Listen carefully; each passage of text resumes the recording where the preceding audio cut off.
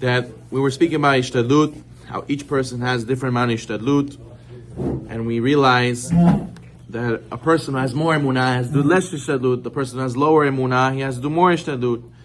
But a person, let's say, for example, he's comfortable 9 to 5.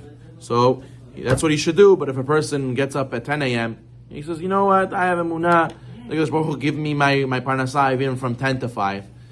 Then if he says to be honest with himself, he has to say, if he really has emunah, okay, good. You show up to work a little bit late. But if you come to work late, but from laziness, not because you have real emunah, that doesn't mean you're going to get what you need. You have to have the real bitachon, and then less Hishtadlut will actually bring you the bracha. So therefore, a person has to really have trust in the Kadosh Baruch Hu. The Rav David Soloveitchik, who was the grandson of the Bet Levi, he, alav hashalom, he explained that Hishtadlut is similar to anti-anxiety medication. A person only needs to take as much and makes them feel comfortable. You shouldn't do overdosage. So therefore, a person needs a certain amount of Hishtadlut to make him feel that it makes sense, and that Kadosh Baruch Hu can give me bracha, and I feel calm. But if a person doesn't take enough of it, he doesn't do enough Hishtadlut, so he will have anxiety. He will feel that, how will I do it? The money doesn't fall from the sky.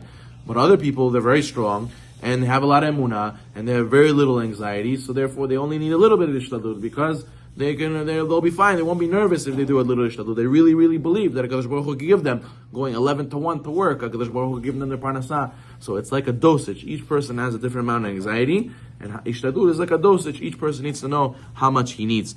And therefore he says that people should have a misconception. The bitachon thing, they think, bitachon means if you have bitachon, it means you won't go to work. It means you'll have emunah that HaKadosh Baruch Hu will give you your livelihood. You don't have to work. And he says, no. Bitachon does not mean you don't work. The Torah wants people to work. Bitachon means the realization that even though we do work, where does the sustenance come from? HaKadosh Baruch Hu. So there was a famous story, Mr. Aronov always points it out, the altar in Nevardok. He went to travel by train, and he had no money for the ride. He had a very high level of bitachon, so he decided to get on the train, sit down, and trust that HaKadosh Baruch Hu will give him the money for the ticket. And by the time the conductor came to ask for payment, he says, I'll probably have it. No, it's not a problem. So he said to himself, where should I sit? He says, let me sit first class. Anyways, the HaKadosh Baruch Hu is going to give it to me. I should sit first class. So he goes, he takes a seat. He sits next to some wealthy Jew over there. The Jew looks at him and he says, whoa, Rabbi, you're sitting in first class. How'd you afford such a seat? He said to him, no, I had no money in my pocket right now, but I trust the HaKadosh Baruch Hu is going to help me. He sat there peacefully, comfortably, that the conductor comes and he asks for the payment. The Jew sitting next to the altar graciously offered to pay for the rabbi's ticket. He then turned to the altar Nevardok and he says, but what are you going to do next time? I'm not going to sit next to you next time.